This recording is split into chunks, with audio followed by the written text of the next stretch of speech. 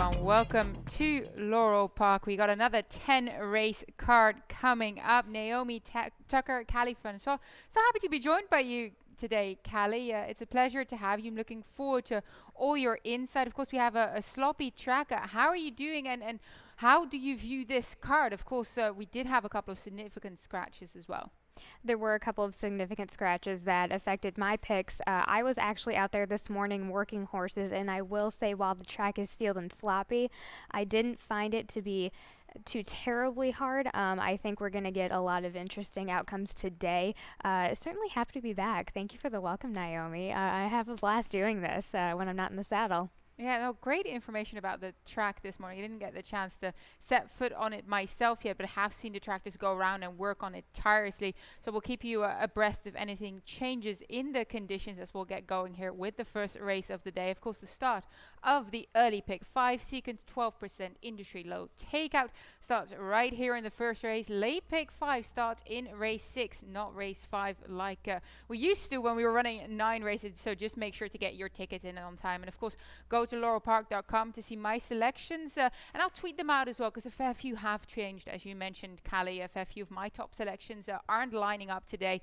dare I say, due to the conditions. As we'll get things going here with your top selection, the number 7 Mineshaft Magic. I'm gonna have to admit, I didn't get to her here today, so I'm very intrigued to see how you rate her in this first time against winners after breaking her maiden quite impressively. Albeit in my book, she didn't beat that much in comparison to what she's facing today, but 8-1 on the board. I get that, and I can still see, but I still see she did get a little bit of what she has beaten prior. I was watching her in her past couple of races. Angel made a really interesting mid-move last race that seemed to work out for him. I think from the outside post, gonna have an easier trip coming out, and on top of that, working on a parks track and then shipping them down here, it seems to start working for Claudio, and I think that's just kind of a pattern that we're gonna have to get used to that works. Yeah, and Claudia certainly has a fair few stabled at parks. Brings them down for a couple of works and brings them back up, and they come back here. But a good price play there if she does come in 8-1. As we'll move on to the number 5, who's my top selection here, 3-1 on the board. And we do have a stat, I do believe, on Kelly Rubley.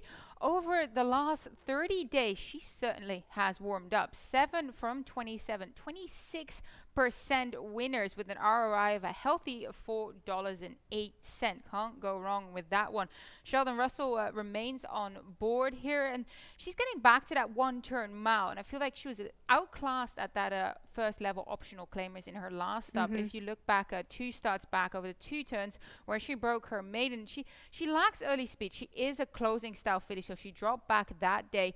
But she moved up at the start of the home turn as they were all bunched up, and there was plenty in hand for a few of them at the top of the stretch, including her. And Sheldon just gave her an absolutely beautiful ride, produced her at the right time. And I feel like especially with that one-turn mile here, that's going to be very important. And Sheldon hopefully will do that perfectly for her. As we move on to the number 2, Hello Gracie, who you have underneath, and I have her in second. A filly coming in for trainer Linda Albin. Kevin Gomez guided her to victory last time out over the 6 furlong. She'd have a wide draw, but she drove around them from mid-pack quite impressively. And Right. the fastest quarter she ran that day, though, which is the key here, is her last quarter. And even though she was close and she came up, she even more turned it up late. And I think she's going to find plenty in deep stretch. And of course, 2 starts back, she ran against Awfully Foxy, who was on a 2-race streak, and then in that last race, she overturned her with ease. So I really, really like her coming into this, stretching back out to the mile. Yes, that's what she made her debut over, and she didn't stay, but she's a different filly now. She's got a lot more experience under her belt. Yeah, I mean, the first time she ran going a mile, I think that was her first time going. That's a hard task to ask of a first-time starter. I threw that race right out the window. I'm going off of everything that you said, where she had a lot at the end, but still looking at it, if there's a time to jump from 6 furlongs to a mile, I think this is the time to do it now, just because she's really getting so off form. She's going to have to get this horse up a further bit upfield. I think she's very steady. I think it's just a bit of a jump going from 6 to 8. I think I feel like she's going to be more of a 6 horse going forward, which is why I don't have her picked right. I just have her just hitting the board for that reason.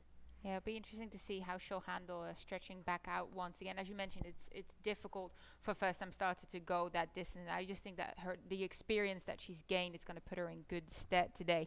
On the rail is the number 1, Gary doing Biz, who's most likely going to be a pace pressure in here for trainer Henry Rolters. Alex Sintron ride up a level after she got claimed for 16,000, now in for the 25,000. Maintenance work since has been the beaten favorite twice. I feel like she's best when she's close to the pace or making it 2 starts back. She was dueling the entire way on that sloppy track and only just got beaten there. I thought that was an impressive effort against winners. I think she needs to run that pretty much that same race because I think she's just going to keep going and going.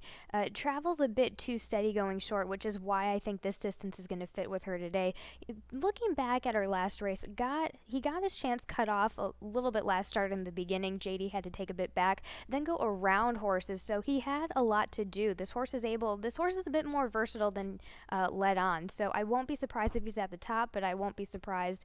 There's a bit of wiggle room when you're coming from the one post with that chute, coming across that chute, so I think that's going to make a bit of a difference in versatility. Yeah, I had her on and off my ticket, so I actually like that you have her on because I definitely see a case to be made for her here.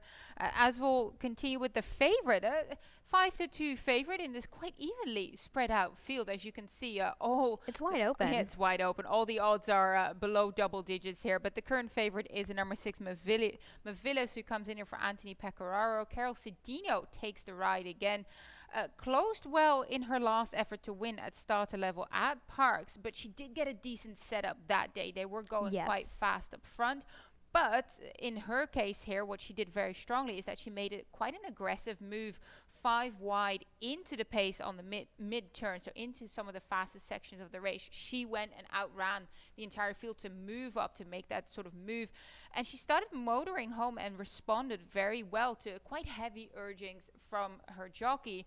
And Carol Cedino is a very strong rider as well, so I dare say she will be able to give her that encouragement and for her to respond to that. Carol will fit this horse, no doubt. And that's, she did run so well her last time out, which is a little bit of my concern.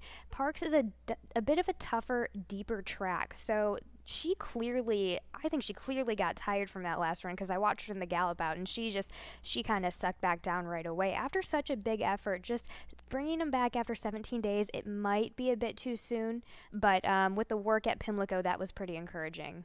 And making her Laurel Park debut, we do have seen a couple of horses make their Laurel Park debuts with success over the last few days, so don't hold that against her. Perhaps the track will work in her favor here today, as it's riders up for the first here. Early pick, 5 starts right here. And of course, do have a look at Gulfstream Park as well, because it's a Fountain of Youth Day. 50 points on the line for the winner of that race in preparation for the Kentucky Derby. 7 minutes to post, on to the post parade. Good luck, everyone.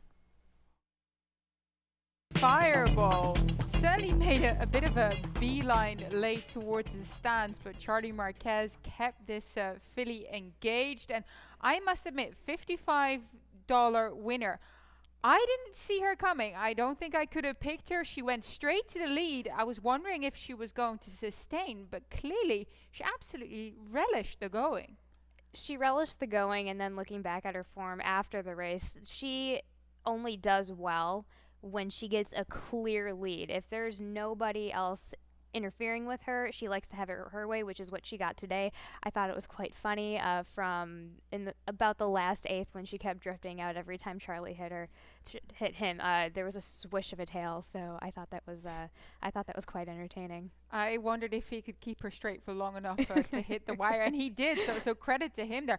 Perhaps Gary doing Biz didn't move forward like we both thought she would, so there was no pace pressuring Fireball there.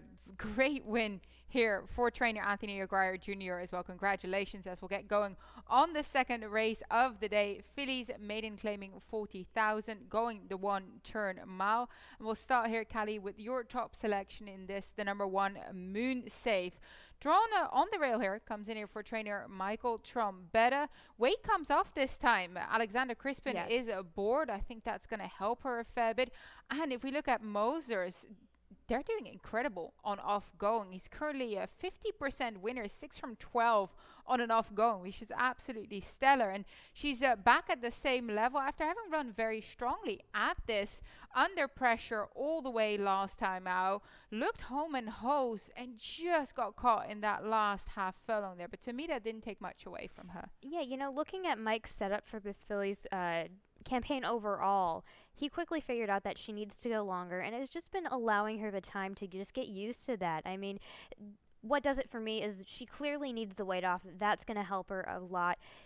Just last race, she got tired. She switched leads twice coming down the stretch. She gave in for much less last time than she did previously. Just improvements in performance is what I think is going to be seen today. Yeah, I think she's going to do better today as well, as we'll head towards the favorite, my top selection, Aspel Gurney, 2-1 on the board for Jose Corrales, Horatio Caramanos, the team that paired up for a double yesterday. Let's have a look at her last race at Laurel Parker over the sloppy going 6.5 furlong.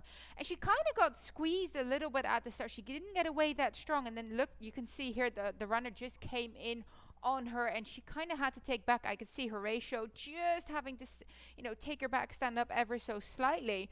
But then she ended up moving into the fastest section on the race on the turn. You can just see her moving up there very wide, covered a lot of ground.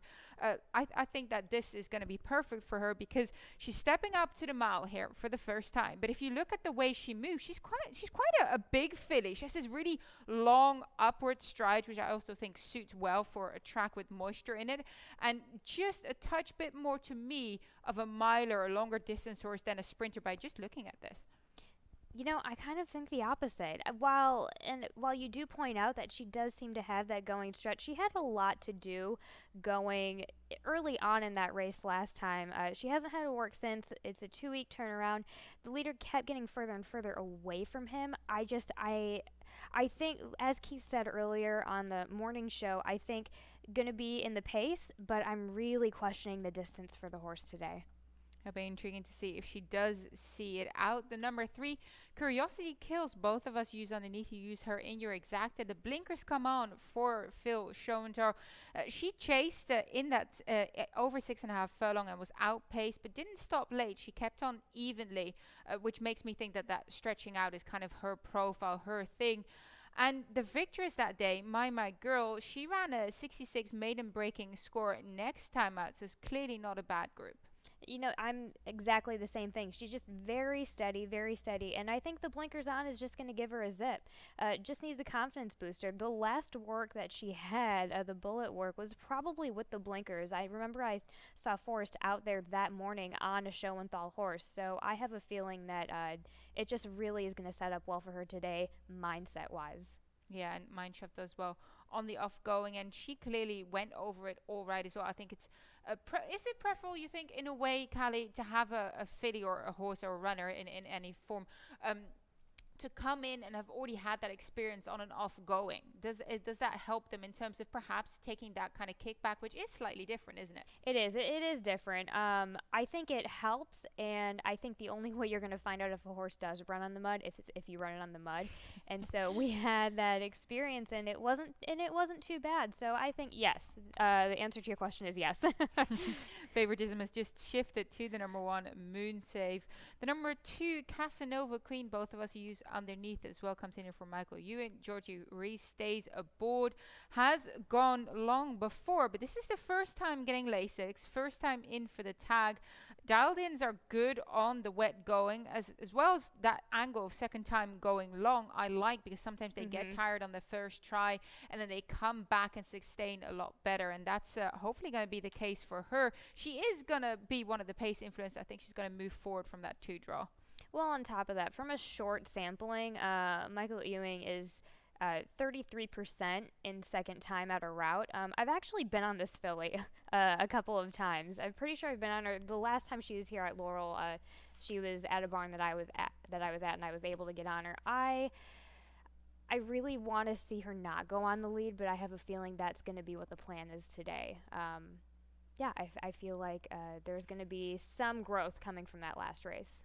Why do you not want to see her on the lead? She's projected to have the majority of pace, I think, so that kind of means she's going to inherit it. And she was so fast from the gate last time out and on her debut as well. And that's her thing. She is fast from the gate.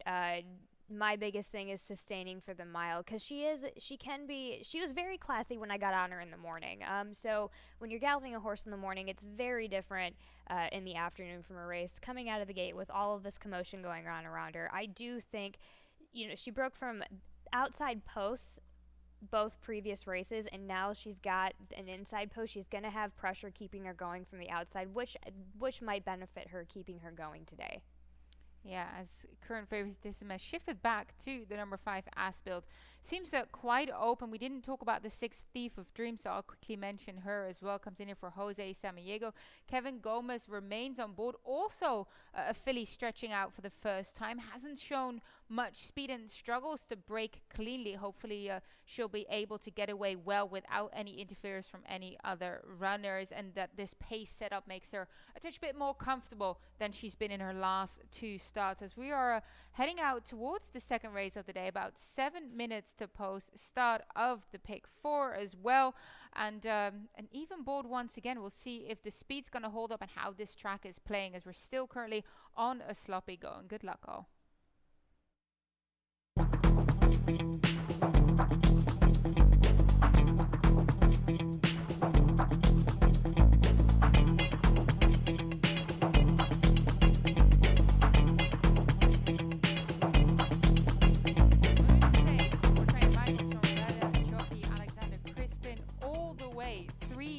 $3.40. Now it's too early to call, but we did see that in both the first 2 races of the day, the speed reigned supreme. Alexander Crispin did also, just similar to the first race, had to keep her engaged late. She was switching back and forth between her leads, but she was so far gone that she had it didn't even matter. It didn't matter late. She No. had a bit of time on her hands. And I think that, the switching late in the game, which was a very good point that you brought up, Naomi, I think that just attributes to the track today. It's a bit harder. It's with some of these horses, just the way that they're composed, it's gonna take a toll on them a bit earlier rather than the next day after the race. But very impressive performance by another Trombetta early campaigner. Yeah, Trombetta has been firing quite nicely here at the meet, as we'll continue with the third race of the day. But as it's Saturday, it's Fountain of Youth time as well. Race 14 at Gulfstream Park, and First Bet has a great promotion for the Fountain of Youth that we don't want you to miss out on. They're guaranteeing a refund on your win bet up to $20 if your horse finished second or third. And initially I was going to go with the number 8 Greatest Honor. I'm going to try and find a bit of a price pay here. So based on First Bet's projections, my pick, the number 1 Drain the Clock, has a 49% chance of finishing in the top 3. That means at worst I have a 49% chance of getting my money back when I bet with First Bet. So with odds like that, how can you stay away? Go to first.com/bet/promotions and get going. Fantastic day of racing coming up there. And of course we have the 10 strong card as well. And we're moving on with the third race of the day. Claimers, 4-year-olds and upwards, $12,500. 1 mile is the distance once again here. And we'll kick things off with both of our top selections. Callie, both of us landed on the number 5. Just kidding. Who also, as we've just seen in the first 2 races, early speed is his ammo. Comes in here for Kieran McGee. I think he's much better going long, as is shown by his figures at Gulfstream Park. Plus, he's won over sloppy ground, going a mile 2 starts back at Gulfstream Park West. And last time out, I think he just went a little bit too hard up front early. But so did Divine Interventio, however. So it's an interesting one here, because Just Kidding might have a touch more early speed and enjoys being on the lead. And Divine Intervention is that type of runner that could jump up and press him, and was able to do so last time out. It's so interesting, and Keith brought this up again on the morning show, but with Divine Intervention, it's not quite the horse's style, but we'll get to him a bit later. I think, again, you brought up all the points. This horse loves the splop. they're going to be pretty even coming out of the gate. And also, when you have a horse going that's used to winning long and goes short, it can really be a challenge. And I just remember Carol had to ride early last time, so with the weight off, this horse likes to be on the lead. I think everything just sets up so correctly for this horse today. Yeah, Charlie Marquez looking for a double, already having taken the first race as well. The number 7, Divine Intervention, will probably come over from the outside and try and get a nice stalking trip. We do have a video of his last effort here at Laurel Park. Hard fought on the lead all the way, and you think he's going to fold after such a hard effort, but he didn't. He kept on fighting. The leader was too good that day, but still a solid effort. He's such a game horse. I mean, just look at him go. I mean, you have these horses just getting after him, and I remember watching a race not too long ago of his. I think it was in mid-December, but the horse was tired and he was switching leads and he still kept going. So this is just such a cool horse. I love watching this horse. And last time when I was talking about that race earlier, kept switching back and forth, it wasn't the slop. So this horse still loves to go in the slop. It can go at the mile, but at long, with that style going to the front, that's the only question mark I have about the horse. But, however, with the exception to the Burt Allen Stakes that this horse ran in, this horse has not been off the board since October of 2019. So just a classic horse that's always going to get on top. Yeah, so game, as you mentioned. I don't think he's going to make the lead here going a touch longer. He's possibly going to get a nice stalking trip. And just to say about his last race where he did get beaten, we did watch that. Kingston Pike had this perfect box seat trip all the way, saved ground, cruised behind him, whereas Divine Intervention was absolutely gunning it up front. So to me, he ran an even better race than on paper. But he is your 3-2 favorite. All the money coming in for him here. Both of us go with the speed in the number 5. Just kidding. The number 3, Quality Choice, is the opposite of these two. He is going to come with a late rally, and he has faced much tougher than these on a handful of stuff. But of course, we're going to have to see how this wet track is going to play out for closers, but there's plenty of targets here for him to run at late. He is making his Laurel Park debut, but Jamie Ness had a Shanghai Superfly make his Laurel Park debut yesterday, and that was a winning one. So same trainer, mainly both have run at parks, in a way a similar profile, except Shanghai Superfly more of a speed runner on the day. Correct. I do think Jamie does need to bump up his stats from Parks to Laurel, and this might be the horse to do it because he did run in the slop at Parks and he ran well. I will say that immediately I like this horse for the 1 mile turn as opposed to the 2 mile turn that he had at Parks when he did run well there. And let's include the obvious drop, but it took him the whole stretch to get to and pass the rest of the field. So he's going to appreciate this extra real estate past the original wire, but with this extended wire at the mile. Yeah, I think he will as well. And then the number 4, Whirling Curlin, you used him underneath. Now, his career best came on ground with moisture in it. Has been running over the mile in 8th, now cutting back to the mile. Was very strong last time out and ran against a couple of better horses 2 starts back. You're looking at the Quantico Kid, has been very strong, and he ran up against It Got Grammar, both sort of tougher runners at this level, but is now stepping it up here. Is he going to be good enough late? Because I don't think he's going to be a pace pressure. Definitely not a pace pressure. This horse, as of late, he's been consistent. This horse has been consistent. You can't argue with that. He had, just watching that race at a mile and 1/8, quick turn of foot around the corner. I love the way Havian handles this horse and, is on again today.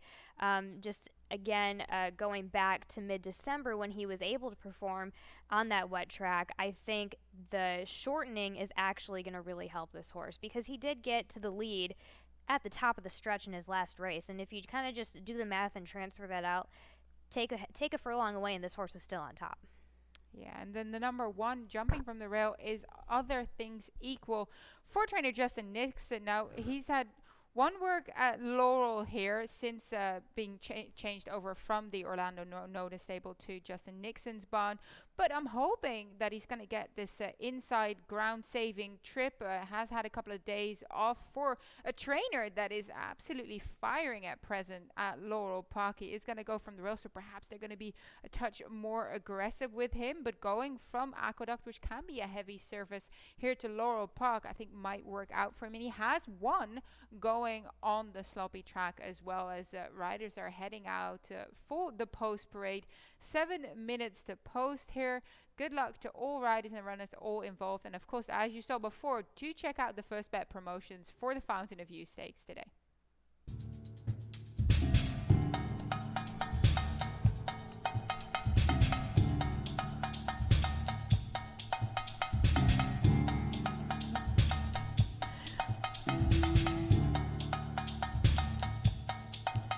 Divine Intervention gets the perfect toe into the race. Just kidding, did all the work. Divine Intervention, plenty in hand. Alexander Crispin aboard Hugh McMahon trains. And I said this before, Hugh McMahon, the way he prepares his horses in the morning, always making sure that that final quarter is their fastest one. That's exactly how you see Divine Intervention run, and still being able to keep up that high cruising speed. Good effort here. A $5.20 winner. We're not getting much in terms of a price, but he was certainly the one to beat as well. He was the one to beat, and it showed. And going back to your observation about what McMahon does as far as the what I call lung opener works, and that could be a big factor of kind of why his horses seem to have that extra kick at the end.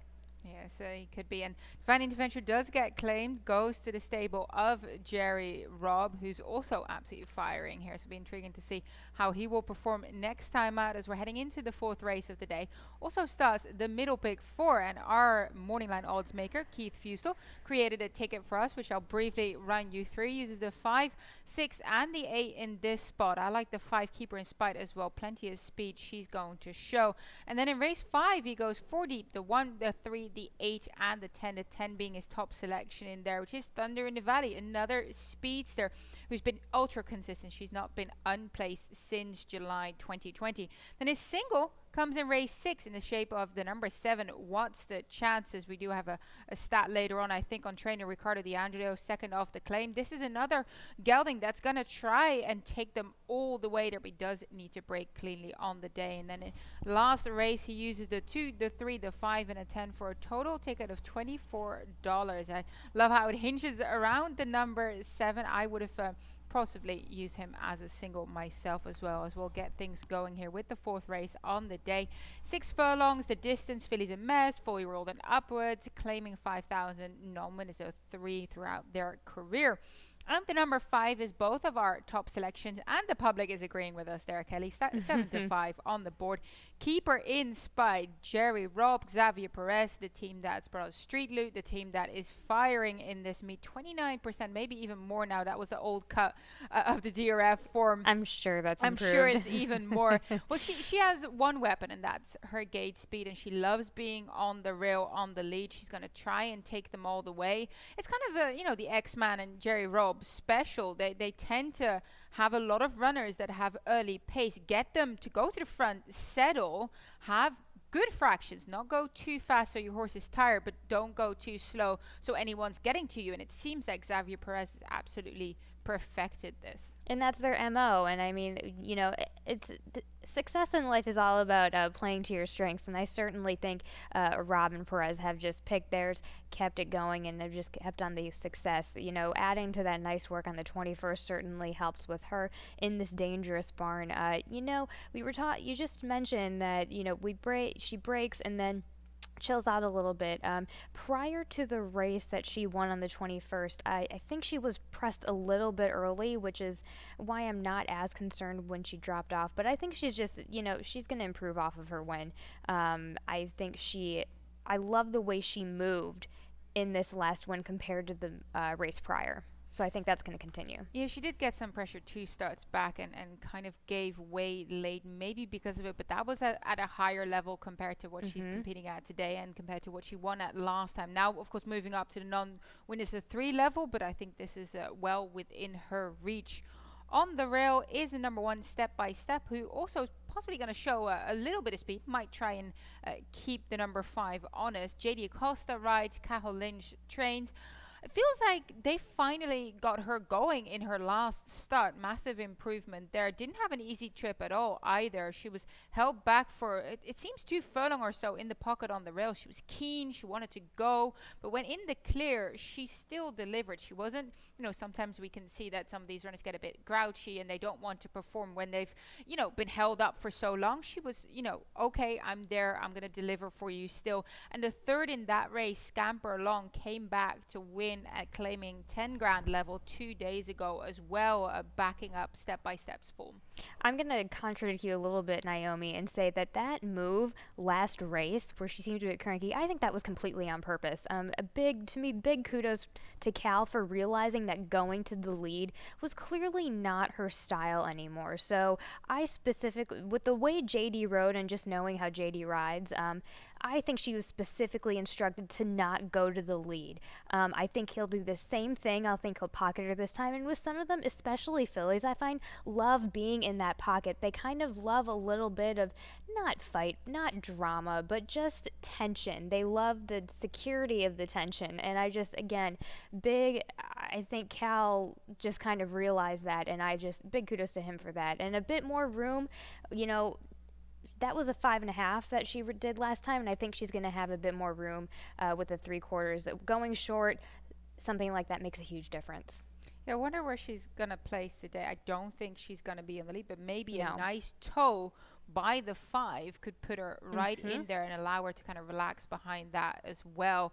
The number 3, Pete's Pride. I didn't get her in this spot. Comes off the back of a win right here at Laurel, over 6.5 last time out, which is very, very game. But as I mentioned, I don't think she's going to get that lead here. Was pressured and has received pressured in some of her other starts as well. But it seems like she's better when a little bit left alone. So I do wonder how it's going to set up for her in this spot to get her to the winner's circle. So I was while it wasn't on one of those 3, I was highly impressed with how she went. I think it's just a simple turn of change that this horse has had. I think she's just had some rough race. It's been a rough go. It was a rough 2020 for her in the fall, and I'm looking back at her form, and she won on the slop going this distance back in October.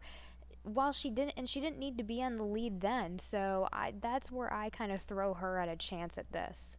Absolutely, and if you look on the board, 5-1 on the board, 6-1 morning line, it's always worth using these price horses either underneath or just to try and find some value, because she's done well, as you mentioned, on and off going. Now that was at Delaware and at perhaps a comparable level, I dare say, and she did well at the nominated 3 last time. Excuse me, I think I said a win. It was a second, beaten by half a length. Very good run nonetheless. The number 6, Proud Mandate. I throw her in here because, well, she's currently 7-2. This is tough because if she turns up the way she can, she's going to be very tough in here. But it seems like she picks and chooses her races a bit. Now, this is the second start for the Jonathan Maldonado barn. She has a really strong rally and can stay within reach over this 6 furlong distance, making her a good prospect. But like I said, if she chooses to run and not pack up her things and leave, which she has done a couple of times in the past, but now getting back to this level from the claiming 10 nominated 3 last time, I think that's going to put her in good stead as well. On the outside, the number 8, Embrace a New Day. Jerry Robb, Charlie Marquez ride, and they've been starting to partner, and they had a winner together already here at Laurel. This is a completely different style filly of what we were discussing before about Jerry Robb, because he does have fillies that come from off the pace or go further back. The only fear I have with her is that she might get a touch too far back. She is projected to be the back marker, and I just wonder how this sloppy track is going to play for the likes of those. But she ran well over it 3 starts ago, and she's coming in here in strong form as riders are heading out to the track for the 4th race of the day. As I mentioned, middle pick 4 starts right here. Keith created a ticket. You can find it on laurelpark.com as we see the number 1 Step by Step walking out there. Assistant trainer Anthony Lynch next to her there. Good luck to all involved. Yes, please.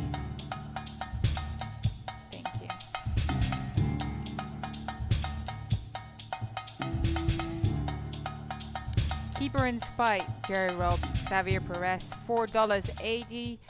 absolutely shot from the gate like we expected her to and took them all the way. Nothing much more to say, just exactly what it says on the tin, right? Jerry Rogue, Xavier Perez, speed horse, let's go.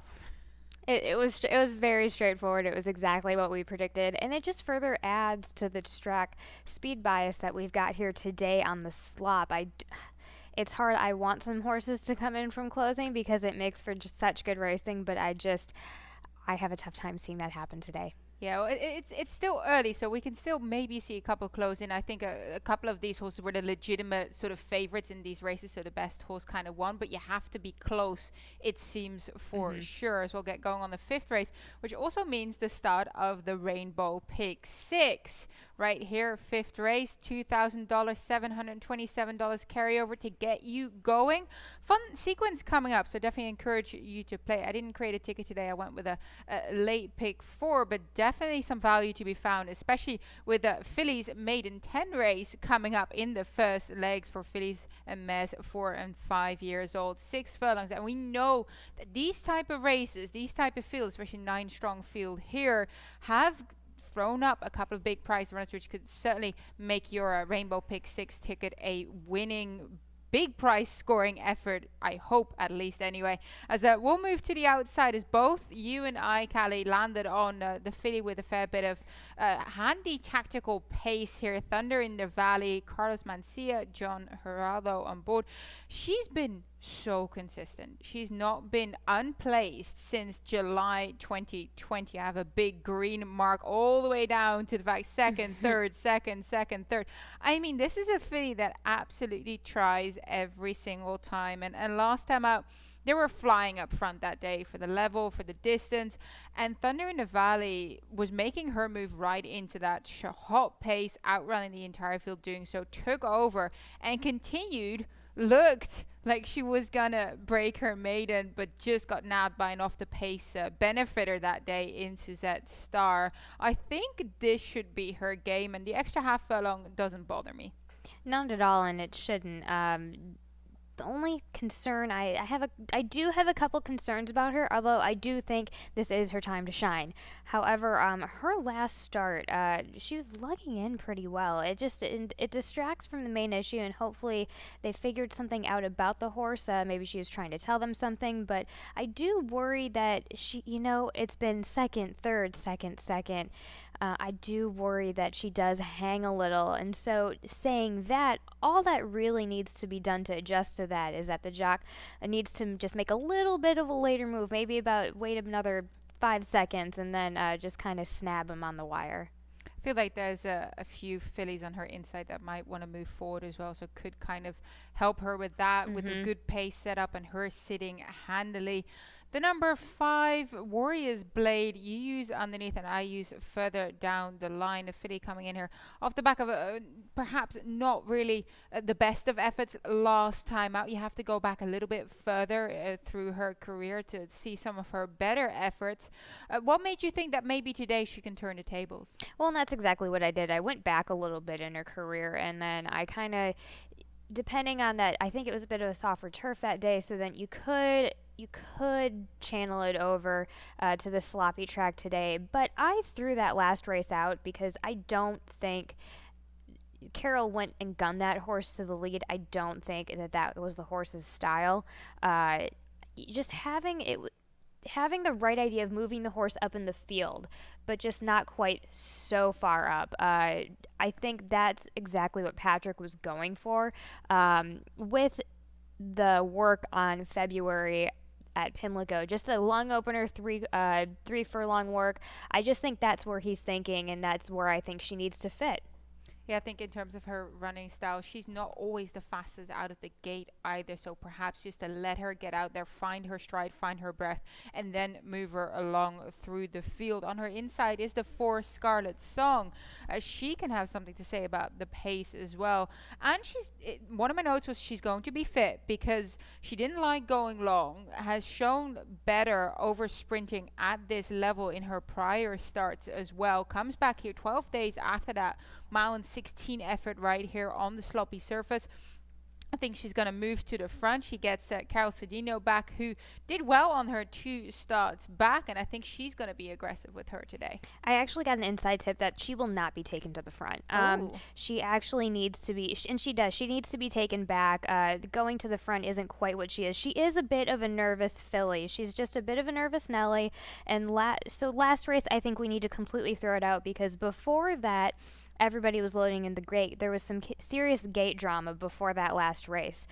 There was a horse that just the horse basically was scratched at the gate, and for her it just rattled out her nerves. Her brain was completely fried by the time that the gates opened in that last spot. So clearly the long distance doesn't fit her. They're scaling her back to the distance where she needs to be, and on top of that, going to the lead does not suit her. She's going to be taken back, but I still think she can handle the slop.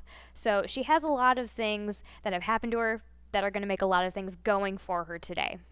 Oh, I certainly hope that will be the case, because I like her. I have her in She's my great. exacta here. And I agree with you that going long was not her thing at all. She comes in here looking fit and looking relaxed in the paddock. As you mentioned, she might be a bit of a nervous Nelly. I like the way she's just walking around here, quite cool and collected, taking it all in. The number 1 on the rail is Concrete Answer. I know you didn't get her, and it is tricky for a first-time starter to get away from that inside gate, especially sometimes if they don't always load as fast. They have to stand in there for a little bit.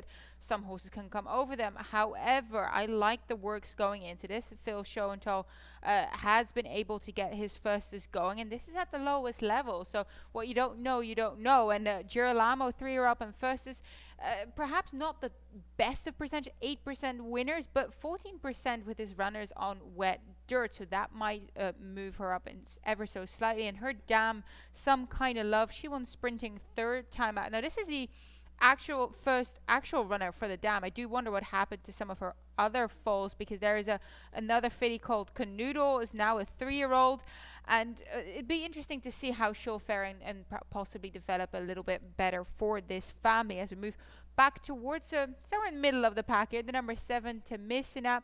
You included her in 3rd place. I didn't get to her just based on the fact that she hasn't been able to sustain as strongly yet. Right, she's coming off of left field here, and I understand that. But Madison Myers is a 20% second after a layoff, off of a short sampling, so I have to go with that.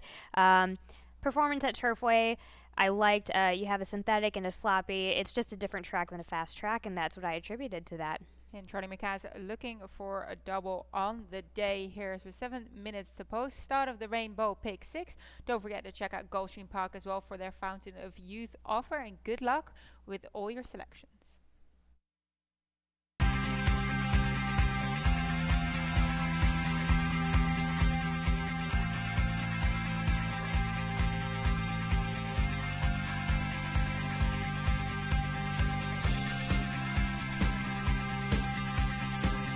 Bust Out Lady, first time for a new barn in the Mike Trombetta stable, gives Alexander Crispin a triple on the day, $14.60, and she'd been away from the track for quite a while, 238 days, but she had been doing better, running better at some higher maiden levels beforehand, came back into this and showed us that you are able to close on this sloppy track at present. She settled on the rail before making a wide move. I was so glad I was proved wrong, because as we do all love to see late closers, and it's a day of the bugs. We have Charlie Marquez with a couple wins, and then Crispin with a couple wins.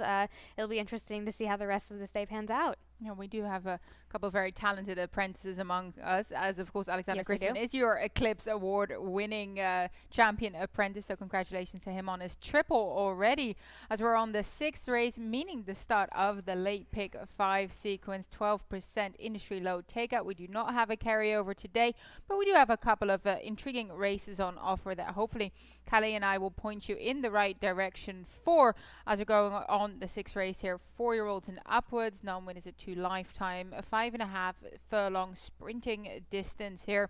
And the number 7 is your 3-2 favorite at present. It stands above this field, it seems. We have a video of his latest efforts here at Laura Park over this distance, and you can see him there. He was actually leaning against the gate that day, and hence kind of broke into the air, didn't get away as quickly, and then was behind the pace. He scooted up into it. You can see him there being steadied. Alexander Crispin really having to sort of take him back because there are just so many horses in front of him, a fair bit of traffic he had to navigate. Stopped his momentum even ever so slightly as well, especially over that 5.5 furlong. That could make or break your race. And he was splitting horses in between quite decently here and did come with a good run. And then the winner there, Commissioner Biggs, maybe just came in a little bit there, and you could see he can't continue. And even, Alexander Crispin has to kind of step up there. So hopefully a much cleaner race today for the number 7. What's the chances? And we do have a stat on trainer Ricardo D'Angelo over the last 2 years: 7 from 15, 47% winners, and 11 from 15 in the money on the dirt when sprinting, when having the favorites at this $5,000 claiming level. That is very strong, aside from the fact that there is just a multitude of things that hopefully can go right for What's the Chances today. Which is number one, looking at how this horse looks. I mean, he looks fantastic right now for at this level. I mean, again, I was basically going off of how this horse recently performed, because we had to give this horse a couple of excuses, and I think he has all the excuses in the world from his last start. Working again, I think just being blocked off a little bit in the stretch, I think, was the biggest thing about this horse that stopped him. And now getting back down to that claiming 5,000 nominee is a 2 level where he just got beaten by a neck 2 starts back as well. So much the best it seems in here. Clearly the horse to beat. Keith Fustel's single in his pick 4. So wish him best of luck with that one. And on the rail is the number 1, Tis Auction Time. 9-2 on the board. Comes in here for veteran horseman Hamilton Smith. Victor Rosales rides.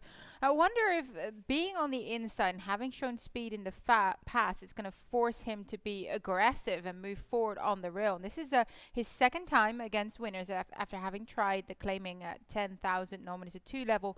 Found it too tough, drops down to the lowest level he can here after having broken his maiden for the maiden 10, and that was a good score. He was battling. He did have a bit of a troubled start, but driving and kept on fighting, and I feel like, he's lightly raced. He can still improve as well. I was thinking the same thing when it comes to, on paper, it looks like this horse is to be some sort of speed, and he's at the 1 post, so you would think that he needs to go to the front. But I was looking at his race on December of last year, and really the thing that I noticed about this horse when he wins, he's a bit like the runner that we had in the first race that won, the double Fireball. This horse hates being crowded on any sort of level. So when his other performance that I really enjoyed, second on December 5th, 2020, ton of room. He had a cushion of air around him the entire way, and on top of that, sounds lovely.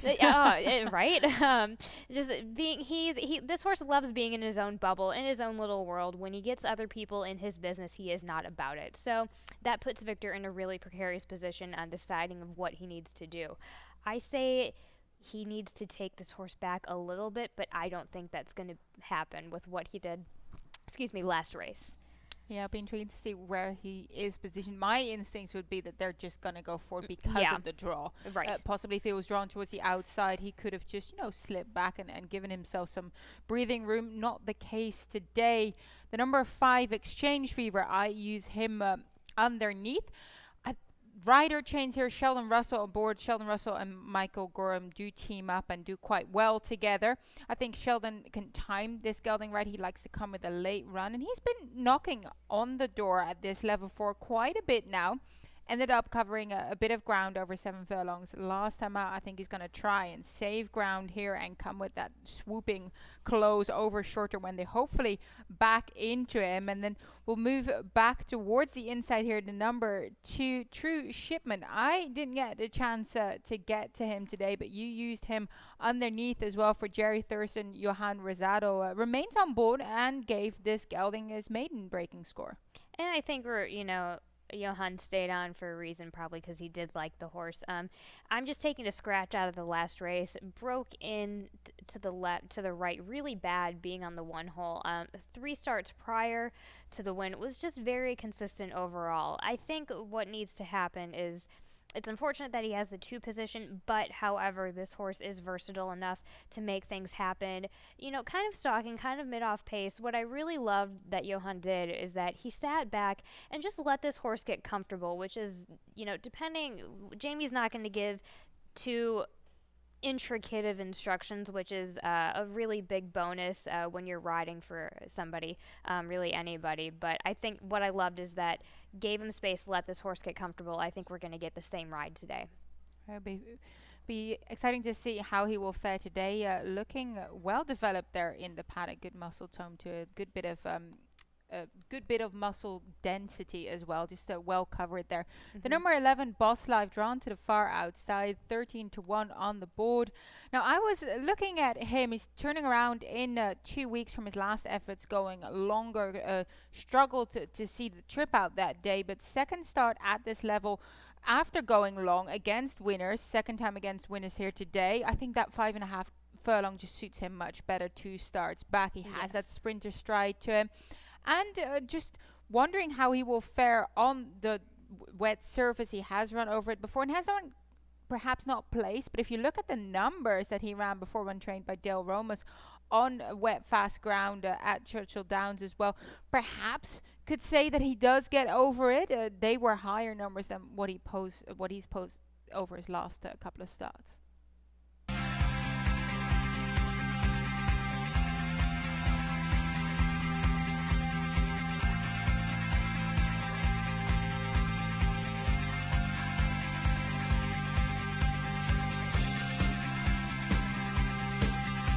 Auction time holds of heavy favorite. What's the chances for trainer Hamilton Smith? Victor Rosales rides $16.60 victory there. Was aggressive as we thought he might be and skipped over the going. I was a bit worried because I was talking about how this horse kind of needs a pocket of air around him, and then I was worried about the outside horse coming, but then he went to the outside horse, but went away smoothly. Very great in great fashion. Congratulations to Hammy Smith. As we're heading into the feature of the day, race 7, nice second level optional claimer. 5.5 furlongs the distance. Also kickstarts the late pick for which I created a ticket. And as you can see, I think this is a wide open race. It's a tough race, man. Yeah, it's very, very tough indeed. Try to make sense of it. I used the 2, the 3, the 5, and the 10. The 10 being my top pick in here in the loop. I would love for him to run back to such a gaudy figure as he did last time. Is he going to? Tough, but I hope he will. Race 6, I used the 1 and the 4. The 1 keeping the peace being my top selection in here, who just excels on wet ground, has gone a career best over and gets back to a condition that will suit him well. And then I used the 2 and the 3 in race 9 as well. I kind of go 2 by 2 by 2. The 2 being my top selection, Insightful for Jamie Ness. Jamie Ness of the last 10 days at Laurel Park is 5 from 10. 50% winner, 70% in the money. We were saying how he wasn't doing great. Well, he's just bumped himself right back up in terms of percentage. Really, really going strongly there. And then race 10, I finished things off using the 3 and the 7 in that spot. Really like the number 3, Natty Bow in this spot. Think he can be getting a good stalking trip. A warm, sunny breeze is going to try and take them all the way with Charlie Marquez on board as we'll get things going here for the 7th race. And as I said before, let's start with the number 10 in the loop. Comes in here for Jerry Robb, Xavier Perez. Well, they won with Keeper in Spite. Now, this is a bit of a different level here. But let's have a look back at his last race, which was a career best performance. That was just absolutely blew us all out of the water there. Yes. I mean, urged to the lead, asked the entire time, and doesn't stop. Absolutely blistering fractions. It was just the way this horse rebreaks, and just keeps going. I mean, the lifetime performance, most likely out of the whole field. I mean, man, look, just go on with it. So I think, when a horse is campaigning so hard like that and has had such a great success for the past few months, it's hard to see whether they can keep up with it. But I just think it's a hot barn with John Robb and Xavier Perez. And this is a 9 strong field here. Do take out the 6, the 8, and the 12 in this spot. And that was, as we said, a career standout performance. Is he going to bounce? You always wonder. There is a risk here. And I feel like in this race, the opening quarter is going to make or break it. There are so many speed horses in here that want to move forward. Is in the loop going to be able to cross over? There are plenty on his inside. So he either uses up a fair bit of energy to do so, and you do wonder how much that will take out of him. But that last race, No More Run and Data Music Died both came back to win after that race. No More Run at that third level, a tough allowance, a small field, but there were a couple of stakes performers in there. And then Data Music Died at Charleston, an allowance as well. So all backing that form up very gamely. The number 2, Karen's Notion, the other speedster in here, aside from the fact that we have a couple more that like to go for it. Of course, Karen's Notion, I got the chance to speak with Nancy Howe when he won the Maryland Million Sprint, and she was saying the best thing to do with him is not to strangle him, let him roll, let him have his head, and keep on grinding. And this is a horse that really, really tries, but he's going to go to the front. Like, there's no question about it. Right. Karen's Notion is going to go to the front. Is he going to have too much pace pressure coming over on him to then maybe not have enough left leg? And I think that so much of this race is going to be dictated by what happens in the first furlong rather than the last, I think. I just think there has been just a pattern of him, and I don't get me wrong, his last race, it was the fire plug. It was a tough race. There was just a little bit of folding under pressure, and I just hope that doesn't become a pattern. That's my only concern. The horse did look great. I actually jogged by the horse earlier this week, and the horse looks fantastic, and the bullet work at Laurel on the 13th really does help. Yeah, he comes in here in fine form.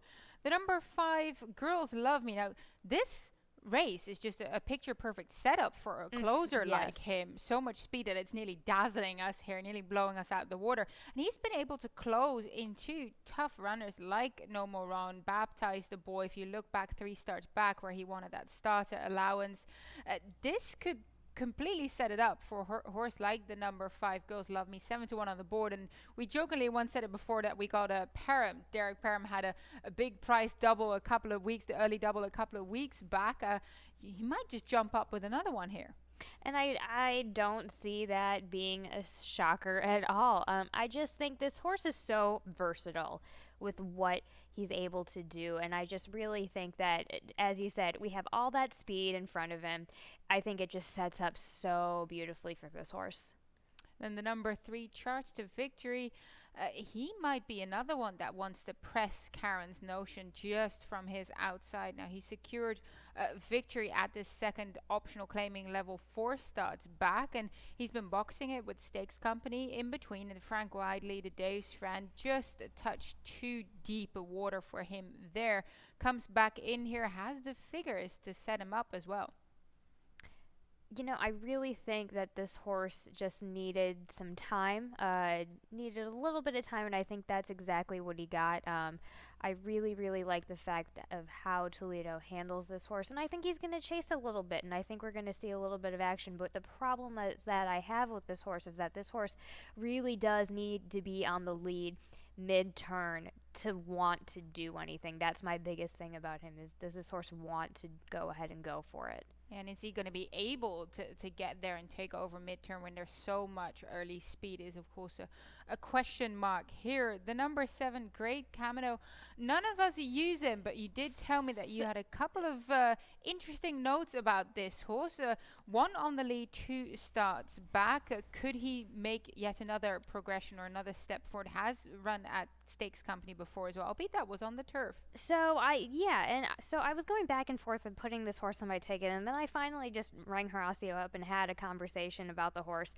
This horse he really enjoys this horse, and this horse he thinks has a lot of raw talent. He understands that it's deep, bit of deep waters for him. This is kind of one of his bigger tests. His half brother won a stake recently at Oaklawn, in a couple of previous races, just wasn't quite as developed, especially when he came back here last against Laurel and went against Gaudette's horse. And also going back to that race at Aqueduct, that 9 winners of 1 at allowance, it was a very deep turf course was basically soggy, and it was essentially a match race in the beginning of that race. And if it wasn't soggy, they probably would have gone in 21. So the horse is quite fast. I just think, I think there's an opportunity for this horse to step up.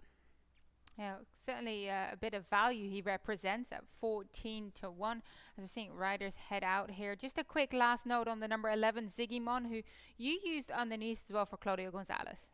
This horse, as far as how fast just there's a lot of even matches. I think this is another example of this horse coming from Parks to Laurel, and I think I think there's a chance that this horse can continue with his success. I love how aggressive this horse is at the end of the race. I was watching this horse from the 8th to the wire, and I just love the style of how aggressive he got. Yeah, good outside draw for him as well. That might set him up nicely. 7 minutes to post for the 7th race of the day. Start of the late pick for good luck to all involved. Fun race coming up.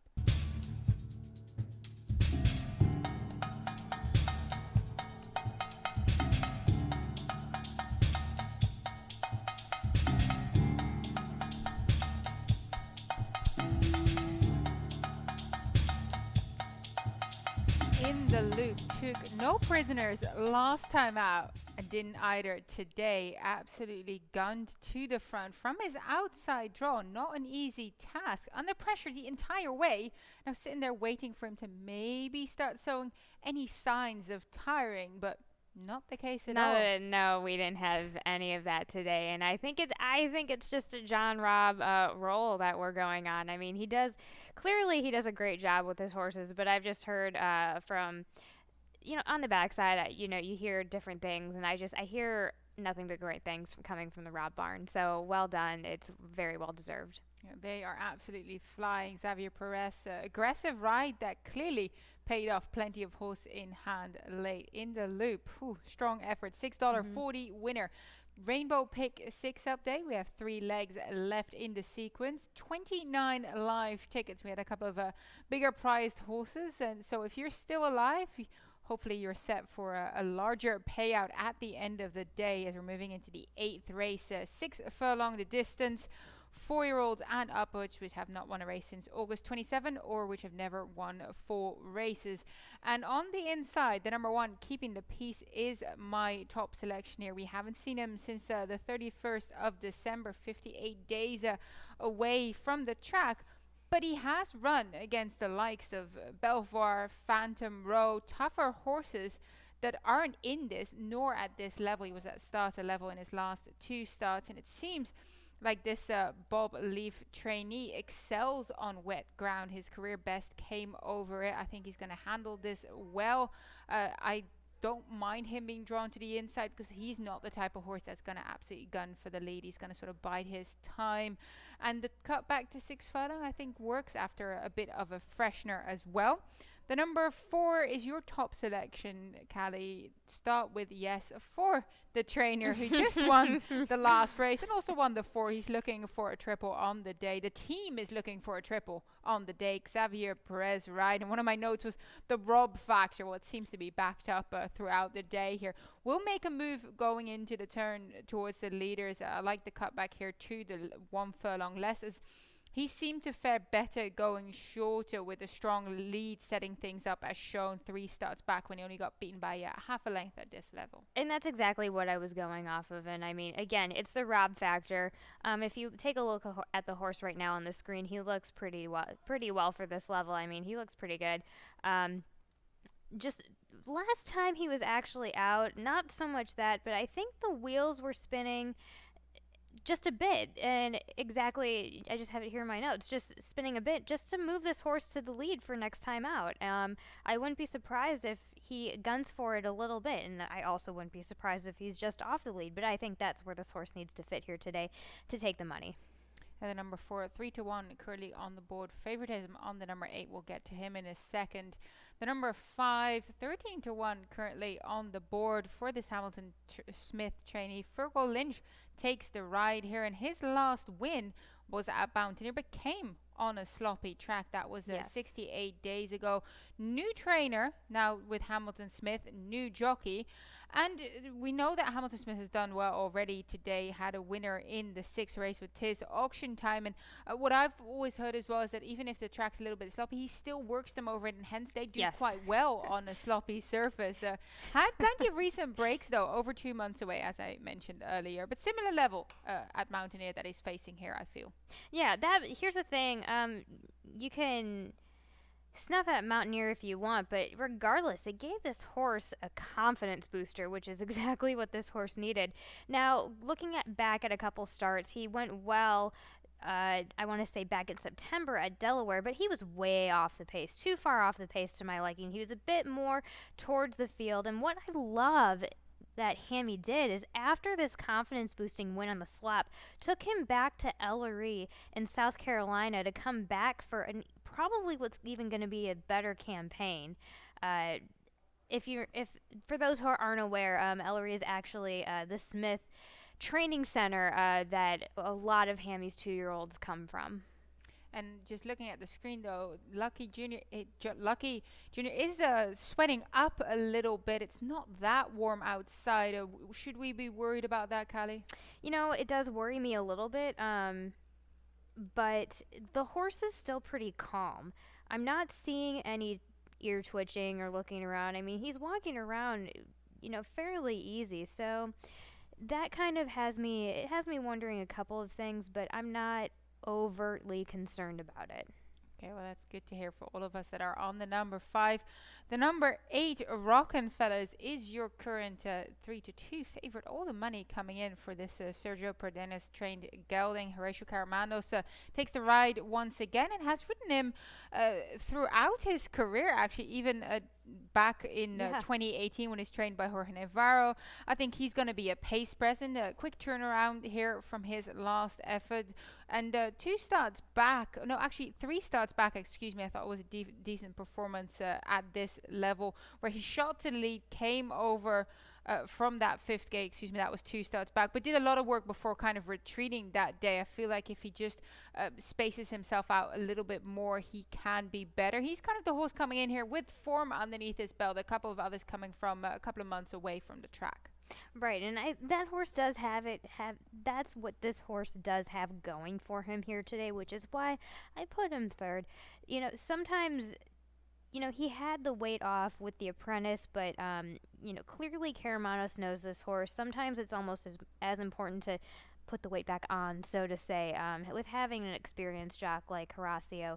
And I think, maybe it didn't break well. Maybe they are trying to play a bit of a happy medium there as far as his change of style.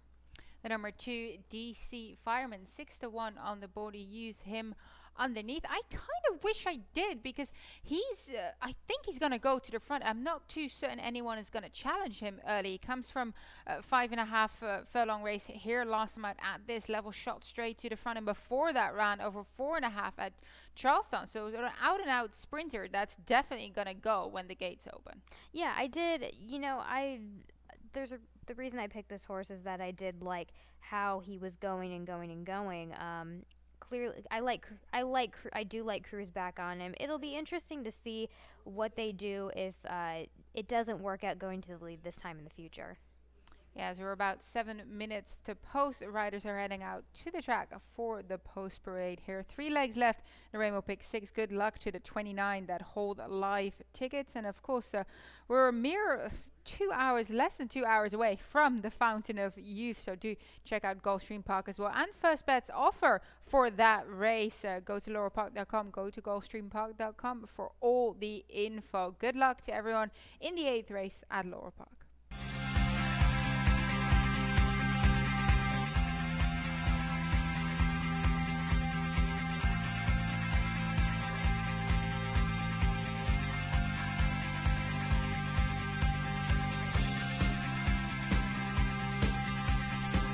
As we're moving into the final 2 races of the card.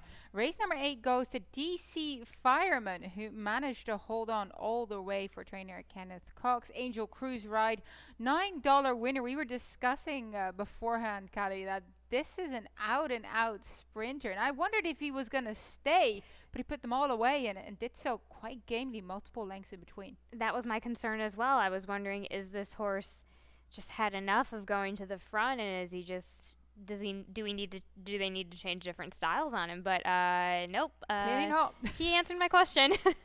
He did so very gamely as well. So we have 2 legs in the Rainbow Pick 6 that are left here. 3 live tickets. Come on, guys, get this home. Yes. It's been a tough sequence, so well done if you are still live. Race number 9. You see the fillies going sprinting distance of 5.5 furlong. First level optional claimer.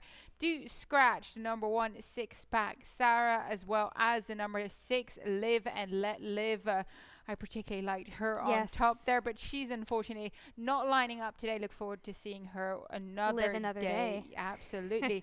As the number 2 Insightful will now be jumping from the inside gate, and I feel like a broken record, but I'm going to say it again. Jamie Ness over the last 10 days at Laurel is 5 from 10.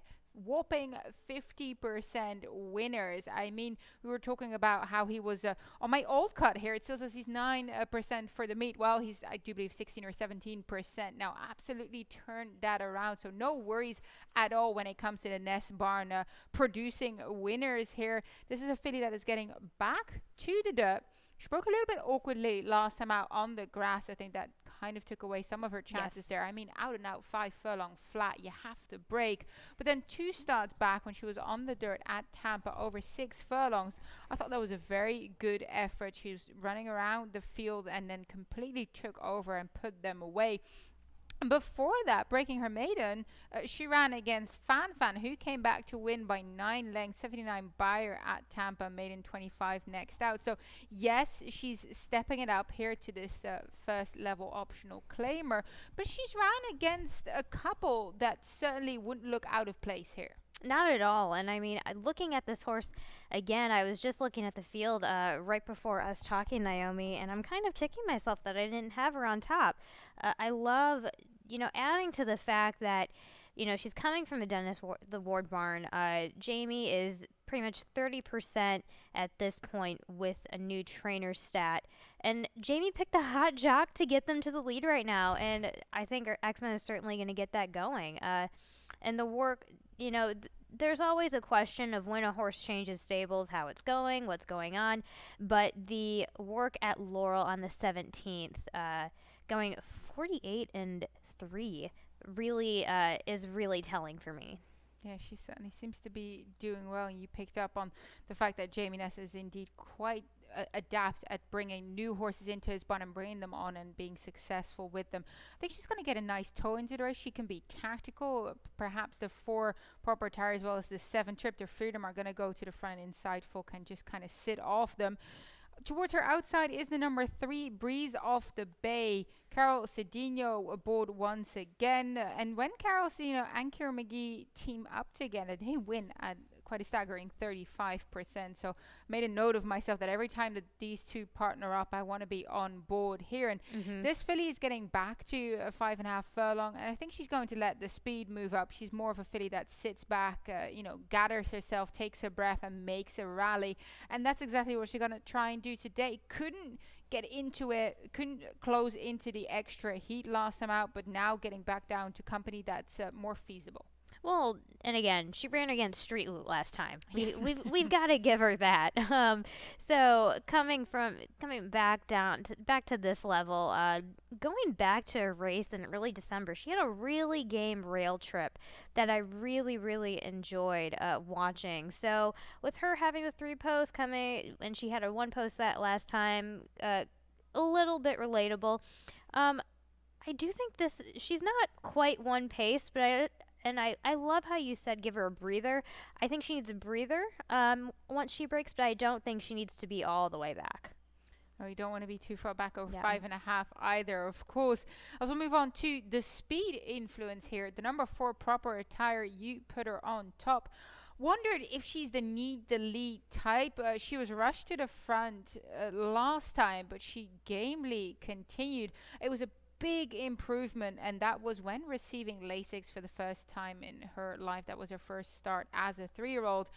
That was a similar level field that she was up against, and she did gamely put them away. And she's facing the same level here again today. And Lasix stay on. Do note, 115 pounds will be carried here, not the 114. Still Charlie Marquez aboard, but looking also at the Salzman barn, red hot 42% of the meat. There are a few barns in here that are barns. Yeah, they're doing great. But Yeah. you like her on top in this spot. I do, and I like her on top because I think Charlie's on her last time.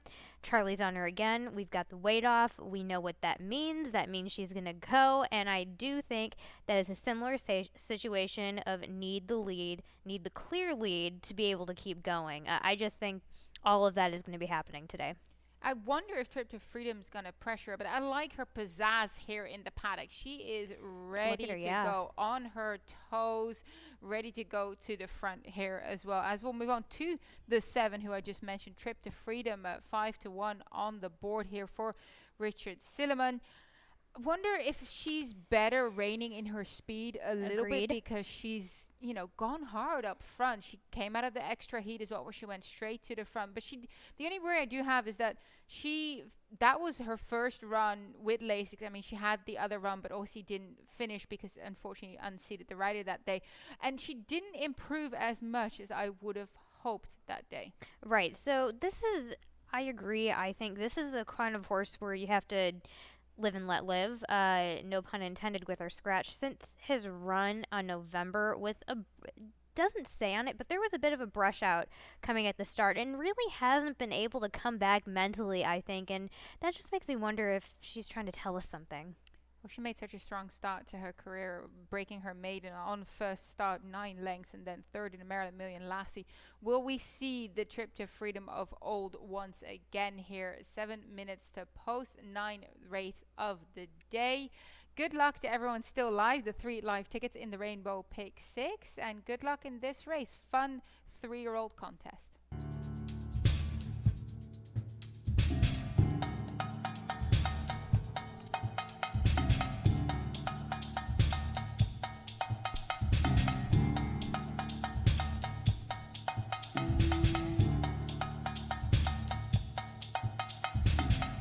Proper Attire backed up her game performance last time out with yet another one for trainer John Salzman Jr. Charlie Marquez with the double, and she was able to shake loose Trip to Freedom, who was pressing her early, and still find plenty in deep stretch. I was very pleasantly surprised and very happy for Proper Attire's performance. Normally, you would think in that situation she would just fold, but not only did she have one, but she had 2 coming at her, and she shook them off. Very, very happy for the way that filly ran for another Marquez and Salzman win.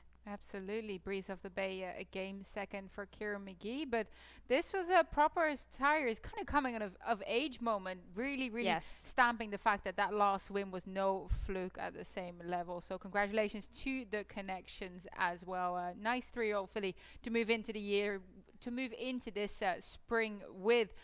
Rainbow Pick 6, there is 1 live ticket left. There's a single on the 6 who is not without a chance whatsoever in the nightcap here at Laurel Park. But before we go to that, of course, race 14 at Gulfstream Park coming up at 6 is the Fountain of Youth. 50 Derby points on the wire. We do have a first bet offer for that as well coming up ever so shortly here. Money back guarantee here if your horse finishes 2nd or 3rd on the win bet. It's a wonderful promotion here, and I don't think anyone wants to miss out on this. They're guaranteeing a refund on your win bet up to $20. As I mentioned, horse finished 2nd or 3rd, and based on the first bet projections, they use algorithms for that.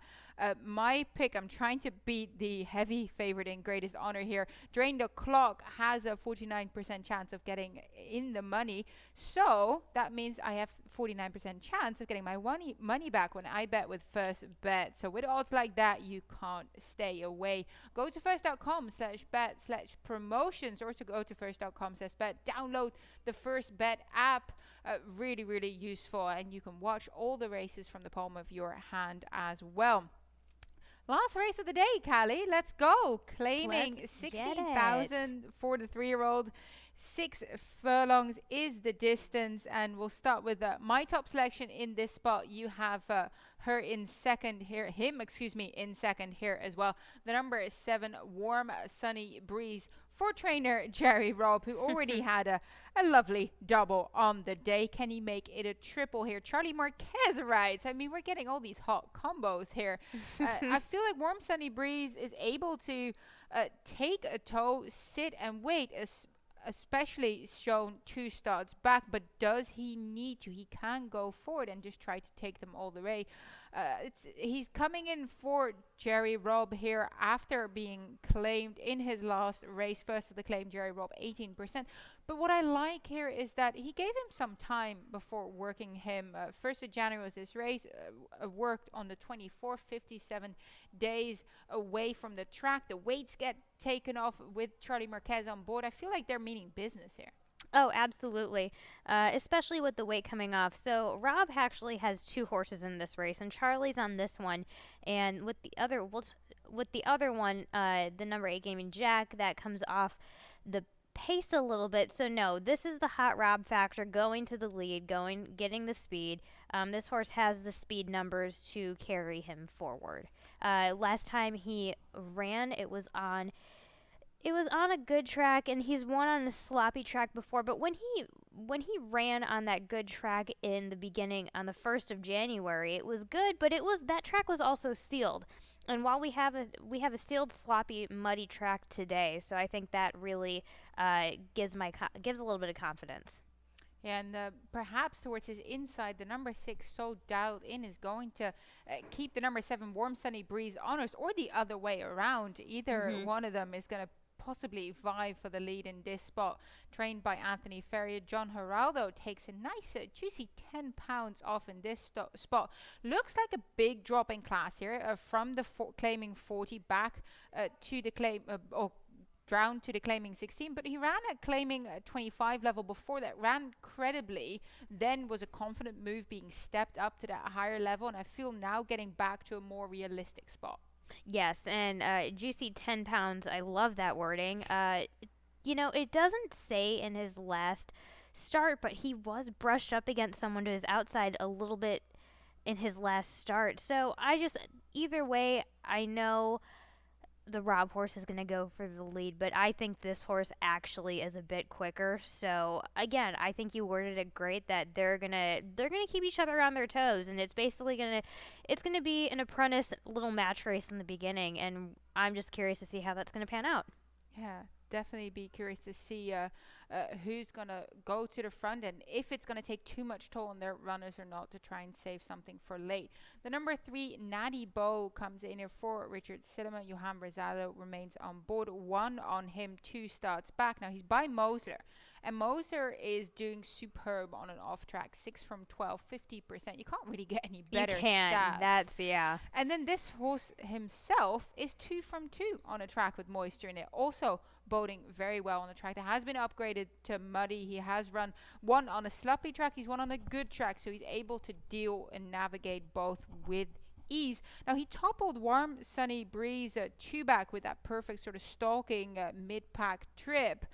I think that could work out similar once again, because we have those 2 pace horses moving forward. That's exactly what's going to end up happening. You have the 2, whenever you have apprentices on horses, they're apt to go to, especially with horses with records like the 6 and the 7 today, they're going for the lead. And I think all Johan needs to do is just kind of sit back, let them have their time on the lead, and then strike when it is most needed at the end of the turn. And I think, the last 2 recent wins were on a steel track as well. Again, I'm going to give that point out.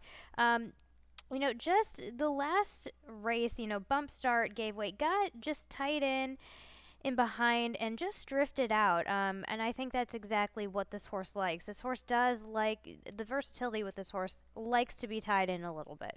Okay, likes to have some company around him. He will get that drawn towards the inside and possibly not the main speed to go for. The number 4 New York one has also shown speed. Look, there's a few here that Yeah. have a good gate speed. So we'll see what happens when the gates open. But last time he ran on muddy ground was at Mountaineer, and he did so quite nice. It was allowance level. He ran a career best that day.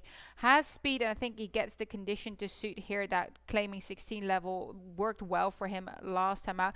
And I like the fact that he gets Fergal Lynch on board too. Of course, it's been great seeing him back as runners are heading towards the track here for the nightcap. In just over an hour, we'll have the Grade 2 Fountain of Youth at Gulfstream Park. Do tune in with them as well. And Naomi Tucker, Callie Francois saying goodbye and good night.